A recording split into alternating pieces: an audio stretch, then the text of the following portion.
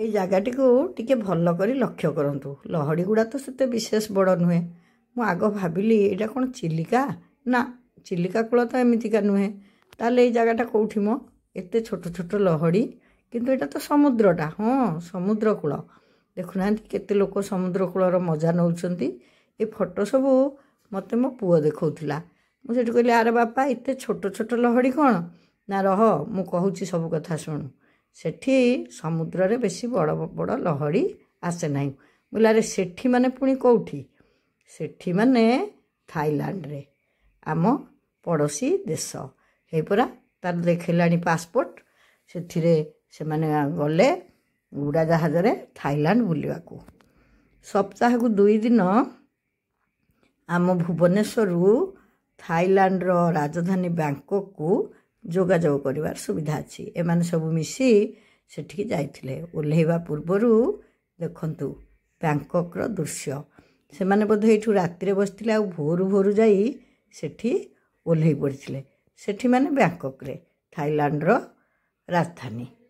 ମୁଁ ତାକୁ ପହଞ୍ଚିଲା ପରେ କହିଲି, ଆରେ ବାପା ସେଠି କ'ଣ ସବୁ ଦେଖିଲୁ ମୋତେ ଟିକେ କହ।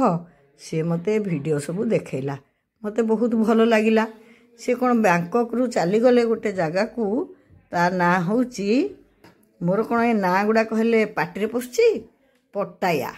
ପଟାୟାରେ ପୁଣି ଘର ନେଇଥିଲେ କ'ଣ, ଗୋଟେ 2 BHK, ଗୋଟେ 3 BHK। ସେ ଘରେ ରହିବାର ସବୁ ପ୍ରକାର ବ୍ୟବସ୍ଥା ଥିଲା। ମାନେ ଏମାନେ ଯାଇ ହୋଟେଲରେ ଖାଇନାହାନ୍ତି ମ। ହୋଟେଲରେ ଖାଇକିରି ଖାଲି ପଇସା ବରବାଦ। ଆଉ ଖାଦ୍ୟପେୟର ବି ଯେହେତୁ ସାମଞ୍ଜସ୍ୟ ନାହିଁ। ଯଦି ଗୋଟେ ଘର ଆମକୁ ହଠାତ୍ ମିଳିଯିବ, ସେଠି ଫ୍ରିଜ୍, ଟିଭି, ୱାସିଂ ମେସିନ୍, ରୋଷେଇ ଘର, ହାଣ୍ଡି କଡ଼େଇ ସବୁ ଥିବ। ଆମର କ'ଣ ଦରକାର ଅଛି ପରଦେଶରେ ତାଙ୍କ ଦେଶୀ ଖାଦ୍ୟ ଖାଇବା? ଆମର ବା ସେଗୁଡ଼ା କେଉଁଠି ଆମକୁ ରୁଚିବ ନା ଆମ ଦିହରେ ଯିବ? ଏମିତି ବି ହୁଏ, ସେ ଜିନିଷ ଖାଇବା ଜିନିଷ ଦେଖିଲେ ଆମ ଦିହରେ ଯିବ କ'ଣ, ଆମେ ଖାଇବା କ'ଣ, ଆମ ଦିହ ଶୀତେଇ ଉଠେ। ଆମେ ଯାହାକୁ ଗୋଟେ ଖାଦ୍ୟ ବୋଲି ଭାବୁନାହିଁ, ସେମାନେ ତାକୁ ସ୍ୱାଦିଷ୍ଟ ଖାଦ୍ୟ ଭାବରେ ଗ୍ରହଣ କରିଥାନ୍ତି। ସେଥିପାଇଁ ସବୁବେଳେ ଏଠି ତାଙ୍କର ଯେଉଁ ରୋଷେଇ ସୁବିଧା ଥିଲା ବଢ଼ିଆ। ସେମାନେ ଆପାର୍ଟମେଣ୍ଟ ନେଇଥିଲେ। ଆଉ ଏ ଆପାର୍ଟମେଣ୍ଟ ତଳେ ଏଇ ଗଛଟା ନାଁ ସିଏ ବି ମନେ ପକାଇ ପାରିଲାନି। ଆପଣମାନେ କିଏ ଜାଣିଛନ୍ତି ଯଦି କହିବେ ତ। ଗୋଟିଏ ଗଛରେ ବିଭିନ୍ନ ପ୍ରକାର ଫୁଲକୁ କଲମି କରିକି ଫୁଟେଇଛନ୍ତି। ସମୁଦ୍ରଟା ଯେହେତୁ ଦେଖେଇଛି, ଆପଣମାନେ ତ ନିଶ୍ଚୟ ଅନୁମାନ କରିପାରୁଥିବେ ସେଠି ସାମୁଦ୍ରିକ ମାଛ କଇଁଛ ସବୁ ଥିବ। ହେଲେ ଆମ ମାଛ ମାର୍କେଟ ଆଉ ତାଙ୍କ ମାଛ ମାର୍କେଟ ଦେଖିଲେ କେତେ ଭଲ। ମୁଁ ପ୍ରକୃତରେ ଆମ ଓଡ଼ିଶା ବାହାରକୁ ଯୁଆଡ଼େ ବି ଯାଇଛି, କେତେଟା ଜାଗା ନିଶ୍ଚିତ ଭାବରେ ଓଡ଼ିଶାଠୁ ବି ଅପରିଷ୍କାର ଅଛି। ମୋ ରାଜ୍ୟଟା କ'ଣ ଏତେ ଖରାପ ନା କ'ଣ? ଏତେ ଖରାପ ନୁହଁ ମ। ଆମେମାନେ ଟିକେ ଭଲ ହେଇଗଲେ ଆମ ରାଜ୍ୟ ବି ଚକଚକ ହେଇଯିବ। କିନ୍ତୁ ମନ ଦୁଃଖ ହୁଏ ମୋର। ମୁଁ ଏଇଟା ମୋ ରାଜ୍ୟକୁ ସମାଲୋଚନା କରୁନି। ମୋ ମାଟି ମା, ତାକୁ କ'ଣ ମୁଁ କେବେ ଖରାପ କହିପାରିବି? କିନ୍ତୁ ତା ଦୋଷ ଦୁର୍ବଳତାକୁ ଦୂର କରିଦେବାକୁ ତ ଚାହିଁବି ନା। ଆଉ ତା ଦୋଷକୁ ଲୁଚେଇ କ'ଣ ଅନ୍ୟମାନଙ୍କ ଆଗରେ ତାକୁ ଲୋକ ହସା କରିବି? ଦେଖିଲେ ମାଛ ମାର୍କେଟ ମାନେ ଗନ୍ଧ ହେଉଥିବ, ଭଣ ଭଣ ହେଉଥିବ। ମୁଁ ପୁଅକୁ କହିଲି, ଆରେ ବାପା କ'ଣ ଏଠି ସଫା ଦେଖାଯାଉଛି କିରେ?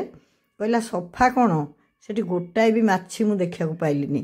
ସବୁ ଜରିରେ ଘୋଡ଼ା ହେଇକି ଏମିତି ସୁନ୍ଦର ଭାବରେ ବିକ୍ରି ହେଉଥିଲା।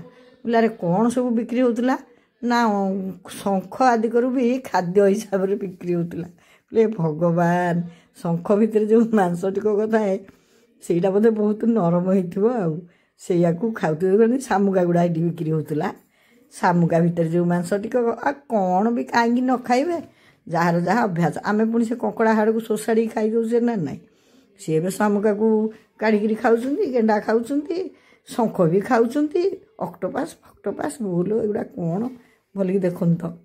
ମୁଁ ତ ଭାବୁ ଚିଙ୍ଗୁଡ଼ି ଫିଙ୍ଗୁଡ଼ି, ଏଇଟା ତ ଚିଙ୍ଗୁଡ଼ି ନୁହଁ, ଚିଙ୍ଗୁଡ଼ି ଭଳିଆ କ'ଣ ଦେଖାହେଉଛି। ଏମିତି ସବୁ ବିଭିନ୍ନ ପ୍ରକାର ମାଛ ସେଠି ସବୁ ଥିଲା। ଏମାନେ ପ୍ରକୃତରେ ସେଠିକି ଯାଇଥିଲେ 2ଟା କାରଣ। ମାର୍କେଟ ଦେଖିବେ, ତାପରେ ରୋଷେଇ କରି ଖାଇବେ। ତାଙ୍କର ପ୍ଲାନ୍ ଥିଲା ନା। ସବୁ କଥା ଆଣିଲେ ତ ରନ୍ଧାବଢ଼ା କରିବେ। ସେହି ହିସାବରେ ସେମାନେ ଏଠିକି ଯାଇଥିଲେ। ଆଉ ଦେଖୁଛନ୍ତି ତ ମାର୍କେଟ ବହୁତ ପରିଷ୍କାର। କେତେ ପ୍ରକାର ଜିନିଷ ସେଠି, ଶୁଖୁଆ ବି ମିଳୁଥିଲା। ଏଇ ଯେଉଁଗୁଡ଼ା ଜରିରେ ଘୋଡ଼ା ହେଇଛି, ଏଗୁଡ଼ା ପୁରା କୁଆଡ଼େ ଶୁଖୁଆ। ସବୁ ବୁଲାବୁଲି କରି ସେଠୁ କ'ଣ ସବୁ ଆଣି ସେମାନେ ପୁଣି ଆଗକୁ ଗଲେ। ଆଗରେ ଆଳୁ, ପିଆଜ ସବୁ କିଣିକିରି ତାଙ୍କର ରୋଷେଇ କରିବାକୁ ଗଲେ। ମୁଁ ତାକୁ ପଚାରୁଥିଲି, ଆରେ ଏଠି ମାର୍କେଟରେ ଯେମିତି ଗୋଟେ ଗୋଟେ ଜାଗାରେ ଥାଏ, ସେଠି ବି ଆଳୁ ପିଆଜ କିଣୁଛନ୍ତି? ମୁଁ କହୁନି, ଆଳୁ ପିଆଜ ଯେଉଁଗୁଡ଼ା ଆମ ଚିହ୍ନା ପରିବାପତ୍ର ନେଇକି ସେ ରାନ୍ଧିକି ଖାଇବେ। ମୁଁ ତାଙ୍କୁ ପଚାରୁଥିଲି ମୁଁ ଆରେ ଗୋଟେ ଗୋଟେ ଜାଗାରେ ମୁଁ ଦେଖେ କେବଳ ପୁରୁଷ ପ୍ରଧାନ ଭଳିଆ ମାନେ କେବଳ ପୁରୁଷ ଲୋକମାନେ ବାହାରକୁ ବାହାରନ୍ତି ବା ଏଇ ମାର୍କେଟ ଫାର୍କେଟ କାମ କରନ୍ତି ସ୍ତ୍ରୀ ଲୋକ ନଥାନ୍ତି ସେଠି କେମିତି କ'ଣ କିରେ ସେ କହିଲେ ନାଇଁ ବୋଉ ସେଠି ପୁରୁଷ ସ୍ତ୍ରୀ ଉଭୟ ଦୋକାନ ବଜାର ସବୁଠି ପ୍ରାୟ ସମ ପରିମାଣରେ ଥାଆନ୍ତି ବହୁତ ପରିଷ୍କାର ପରିଚ୍ଛନ୍ନ ଏଇଟା କ'ଣ ଅଟୋ ଭଳିଆ ତାଙ୍କର ସେଠି ଆଉ ଗାଡ଼ି ବହୁତ ଭିଡ଼ ଥିଲେ ବି କେହି ହର୍ନ ଦେବା ଇଏ କରିବା ଚିଲେଇକି କଥାବାର୍ତ୍ତା କରିବା ଏସବୁ ତାଙ୍କର ନାହିଁ ବହୁତ ଶାନ୍ତି ଶୃଙ୍ଖଳା ଆଉ ପରିଷ୍କାର ସହରଟିଏ ମୁଁ ଲୋହ ସେଇଥିପାଇଁ ଏତେ ଲୋକ ବୁଲିବାକୁ ଯାଉଛନ୍ତି ଆଉ ମୋର ବି ଟିକେ ଇଚ୍ଛା ଅଛି ଯେ ଇଏ ଆମର ସବୁବେଳେ ଚାହାନ୍ତି ତୀର୍ଥକ୍ଷେତ୍ରକୁ ଯିବାକୁ କିନ୍ତୁ ମୁଁ ଟିକେ ଯାହା ଭାବୁଥିଲି ତାପରେ ଆଉ ଗୋଟେ କଥା ମୁଁ କହିବାକୁ ଭୁଲି ଯାଇଛି ମୋତେ ପିଲାମାନେ କହିଲେ ଆଲୋ ବୋଉ ତୋର ତ ଇଚ୍ଛା ଅଛି ତୋର ପାସପୋର୍ଟଟା କରିଦେବା ପାସପୋର୍ଟ ଅଫିସକୁ ଯାଇକି ଯେଉଁ ନାମ ନେଲିରେ ବାବା ମୋ ଆଧାରରେ କ'ଣ ଗୋଟେ ଭୁଲ ବାହାରିଲା ଆଉ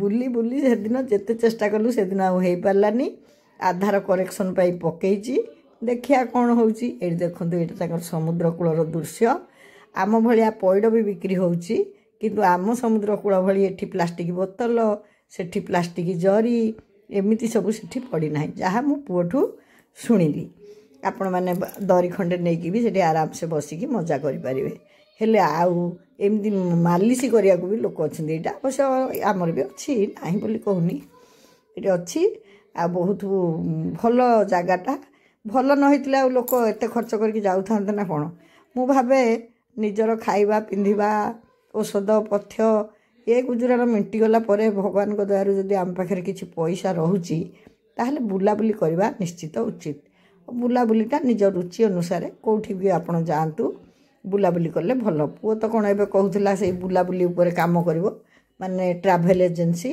ସିଏ ଜଣଙ୍କୁ ସାଙ୍ଗ ସେମାନେ ହେଇଛନ୍ତି ସିଏ ତ ପ୍ରାୟ 15-20 ବର୍ଷ ହେଲା ଏଇ କାମ କରୁଛନ୍ତି ମୁଁ କହିଲି ହଉ ଏ ଯେଉଁ ଚାକିରିରେ ଏଇଲୋ ମା ଇଏ କଇଁଛ ମାଂସ ନାଇଁ ନାଇଁ ନାଇଁ ନାଇଁ ଏଇଟା ଘୁଷୁରୀ ପରା ସିଂହଟା ଦେଖାଉଛି ସିଏ ମୋତେ ଯାହା କହିଲା ମୁଁ ତାହା କହିଲି ତେଣୁ ଘୁଷୁରୀକି ଦେଖୁ ଦେଖୁ କଇଁଛ କହିଦେଲିଣି କଇଁଛ ବି ଭୁଲ କହିସାରିଲିଣି ସିଏ ଘୁଷୁରୀଟା ଦେଖୁନାହାନ୍ତି ତା ଗୋଟା ଦେହଟା ଅଛି ତାକୁ କାଟିକି ବିକୁଛନ୍ତି କୁମ୍ଭୀର ମାଂସ ବି କୁଆଡ଼େ ବିକ୍ରି ହେଉଥିଲା ହଉ ଭିନ୍ନ ଭିନ୍ନ ଜାଗାକୁ ଯାଇ ଭିନ୍ନ ଭିନ୍ନ କଥା ଦେଖିଲେ ଭାରି ମଜା ଲାଗେ ଆପଣ କେଉଁ ଭଳିଆ ଜାଗାକୁ ବାଛିବେ ସେଇଟା ଆପଣଙ୍କର ବ୍ୟକ୍ତିଗତ ଇଚ୍ଛା କିନ୍ତୁ ମୁଁ ଏତିକି କହିବି ଯେ ବୁଲାବୁଲି କଲେ ମନଟା ବହୁତ ଫୁର୍ତ୍ତି ରହେ ଆଉ ବହୁତ ଆନନ୍ଦିତ ଲାଗେ କାହିଁକିନା ଆମେ ସବୁ ନୂଆ ନୂଆ ଜିନିଷ ଦେଖନ୍ତି ମନଟା ଚାପମୁକ୍ତ ହୋଇଯାଏ ସେଇଠି ଦେଖନ୍ତୁ ଆଉ ଗୋଟେ ଭଲ କଥା ସେମିତି କହିଲା ବୋଉ ଏ ଛୁଆ ଦୁଇଟାଙ୍କୁ ଦେଖିଲୁ ମୁଁ କ'ଣ କିରେ ନା ଏ 2 ଜଣ ହେଉଛନ୍ତି ଜାଆଁଳା ଛୁଆଙ୍କର ଫଟୋ ଉଠାଇବା ପାଇଁ ଆମ ଚୁଙ୍ଗା କାହିଁକି ଏତେ ଆଗ୍ରହୀ ହେଲା ଆପଣମାନେ କିଏ କହିପାରିବେ କି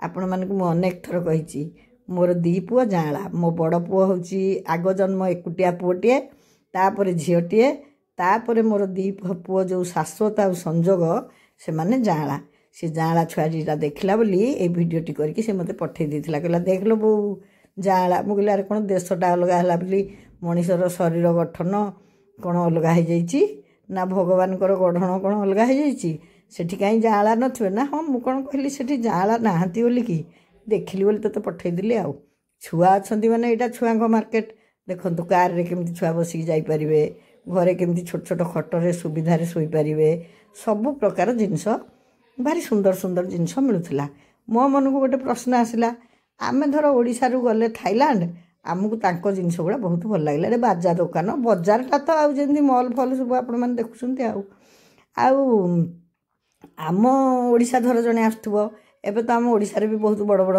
ମଲ୍ ହେଇଗଲାଣି ହୁଏତ ସିଏ ବି କହୁଥିବ ଓଡ଼ିଶାରେ ଜିନିଷ ସବୁ ବହୁତ ଭଲ ମଣିଷର ଗୋଟେ ଚିରାଚରିତ ପ୍ରକୃତି ମଣିଷ ସବୁବେଳେ ଯେଉଁଟା ପାଉଥାଏ ତାଠୁ ଟିକେ ଭିନ୍ନଟା ହିଁ ତାକୁ ପସନ୍ଦ ହୁଏ ମୋ କଥାଟା ଠିକ୍ ନା ଭୁଲ ଆପଣମାନେ ଏଇଠି ବୋଧେ ପୁରା ବିକ୍ରି ହେଉଥିଲା କୁମ୍ଭୀର ମାଂସ ଆଉ ଏଇଟା ହେଉଛି ସେ ସହରର ରାତିର ଦୃଶ୍ୟ ଏଠିକି ବି ସେମାନେ ବୁଲିବାକୁ ଯାଇଥିଲେ ଆପଣମାନେ ଯଦି ଓଡ଼ିଶା ଭିତରେ ହେଉ ଭାରତ ଭିତରେ ହେଉ ବା ଭାରତ ବାହାରେ ହେଉ ଯଦି କୁଆଡ଼େ ବୁଲିଯିବାକୁ ଚାହାନ୍ତି ତାହେଲେ ମୋ ପୁଅର ଯେଉଁ ନମ୍ବର ମୁଁ ଦେଇଛି ଶେଷରେ ସେଇଥିରେ ଆପଣମାନେ ଯୋଗାଯୋଗ କରିବେ ଆଉ ଯୁଆଡ଼େ ବି ବୁଲିକି ଯାଇକି ମନ ଖୁସି କରିବେ ଏଇଟା ଆପଣଙ୍କୁ ଏଇଥିପାଇଁ କହିଲି ଯେହେତୁ ମୁଁ ନିଜେ ମୋ ପୁଅ ଯେହେତୁ ସମ୍ପୃକ୍ତ ତେଣୁ ମୁଁ ଭାବିଲି ଥାଇଲାଣ୍ଡର ଭିଡ଼ିଓ ତ ତାକୁ କହିଥିଲି ମୁଁ କହିଲି ମୋ ଛୁଆ ଯୁଆଡ଼େ ଗଲେ ବି ମୁଁ କହେ ସେମାନେ ଯାଇଥିଲେ ବ୍ରହ୍ମପୁର ବି ମୁଁ ସେ ଭିଡ଼ିଓ ବି ଆପଣମାନଙ୍କୁ ଦେଖେଇଥିଲି। ତେଣୁ ସେ ଭିଡ଼ିଓ ତ କରିକି ମୋତେ ଦେଲା।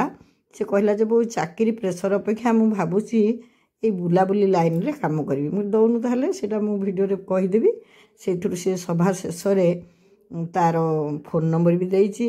ଯଦି ଆପଣମାନେ ଅଧିକ କିଛି ଜାଣିବାକୁ ଚାହିଁବେ ତାହେଲେ ତାକୁ ଯୋଗାଯୋଗ କରିବେ। ଏ ଗାଡ଼ି କେମିତି ଗଲା କହିଲେ, ଆମର ସବୁ ଟ୍ରଲିରେ ବିକ୍ରି ହେଉନି ବିଭିନ୍ନ ଜିନିଷ, ସବୁ ସେଇ ସମସ୍ତେ ଆମେ ମଣିଷ, ସବୁ ସେଇ ଏକା ଭଳିଆ, ଟିକେ ଟିକେ ଅଲଗା। ଆଉ ଏଠି ସେମାନେ ରାତିରେ କ'ଣ ପବ୍କୁ ଯାଇଥିଲେ ଦେଖୁଥିଲେ। ଆଉ ବହୁତ ଦେଖିବାର ଜିନିଷ ସେଠି, ମାନେ ଅସଂଖ୍ୟ ଦେଖିବାର ଜିନିଷ। ସେଇଟା ଗୋଟେ ଟୁରିଷ୍ଟ ପ୍ଲେସ୍, ମାନେ କେବଳ ଭ୍ରମଣ ପାଇଁ ସେଇଟା ଅତି ଭଲ ଜାଗା। କିନ୍ତୁ ସେଇ ପରଦିନ ହିଁ ସେମାନେ ପହଞ୍ଚିବାର ପରଦିନ ହିଁ ସେଠି ପ୍ରବଳରୁ ଅତି ପ୍ରବଳ ବର୍ଷା ହେଲା। ମୁଁ କହିଲି ଆରେ ପୃଥିବୀକି କ'ଣ ଏଇ ବର୍ଷ ବର୍ଷାଟା ବେଶୀ ପଳେଇ ଆସିଛି ନା କ'ଣ, ଇନ୍ଦ୍ର ବାଳଚାଳା ହେଇଯାଇଛନ୍ତି କ'ଣ କେଜାଣି, ଯୁଆଡ଼େ ଗଲେ ବର୍ଷା। ତେଣୁ ସେମାନେ ଅଧିକ କିଛି ଦେଖିପାରିଲେନି। କିନ୍ତୁ ବହୁତ ଭଲ ଜାଗା, ଆପଣମାନେ ଚାହିଁଲେ ବି ଯାଇକି ଦେଖିବେ। ଆଉ ଗୋଟିଏ ଛୁଆବେଳର ପ୍ରଶ୍ନ ମୋତେ ଉତ୍ତର ଦେବେ ଆପଣମାନେ, ଥାଇଲାଣ୍ଡକୁ କ'ଣ କୁହାଯାଏ? ଆମେ ଭୂଗୋଳରେ ପଢ଼ୁଥିଲେ ପିଲାଦିନେ, କି ଦେଶ ବୋଲି କୁହାଯାଏ? ଯାହାର ମନେ ଅଛି ନିଶ୍ଚୟ ମୋତେ କମେଣ୍ଟ କରି ଜଣାଇବେ। ସମୁଦ୍ର କଥାରୁ ଆରମ୍ଭ କରିଥିଲି, ପୁଣି ତାଙ୍କରି ସମୁଦ୍ର କୂଳ ଆପଣମାନଙ୍କୁ ଦେଖାଉଛି। ଆଉ ପୁଣି ଥରେ ମନେ ପକାଇ ଦେଉଛି, ଏଇ ସୁନ୍ଦର ଜାଗାକୁ ଭାରତ ବାହାରେ ବା ଭାରତ ଭିତରେ ଯଦି କୌଣସି ଜାଗାକୁ ଆପଣ ବୁଲିଯିବାକୁ ଇଚ୍ଛା କରନ୍ତି ତାହେଲେ ମୋ ପୁଅ ଦେଇଥିବା ଏଇ ନମ୍ବରରେ ଯୋଗାଯୋଗ କରିବେ। ଦେଖିବେ କେତେ ଲୋକ ଏଇ ବୁଲାବୁଲି କରାଉଛନ୍ତି। ଯଦି ଆପଣଙ୍କୁ ଏଇଟା ଠିକ୍ ଲାଗେ ତାହେଲେ ଆପଣ